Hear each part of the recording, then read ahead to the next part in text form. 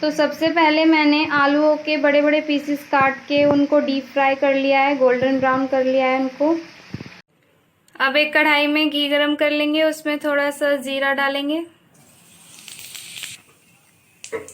उसके बाद tomato puree, इसको अच्छे से सौटे कर लेंगे।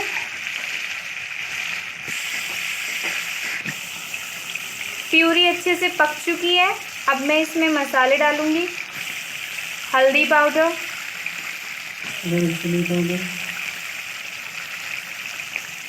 रेड चिली पाउडर, धनिया पाउडर, लास्ट किचन किंग। मसालों की भी अच्छे से भुनाई कर लेंगे। नमक स्वाद अनुसार। मसाला अच्छे से पक चुका है और पेस्ट ने भी तेल छोड़ दिया है। अब हम इसमें डालेंगे दही 4 टीस्पून,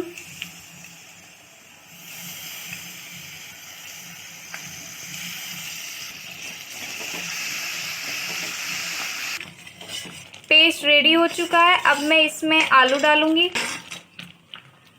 इनको अच्छे से हम मिक्स कर लेंगे पेस्ट के साथ। आलू दम रेडी हो चुके हैं। It looks so yummy. बहुत ही सिंपल रेसिपी है। आप इसको प्लीज़ घर पे ज़रूर ट्राई करें और अपने फीडबैक्स मुझे भेजें। Thank you.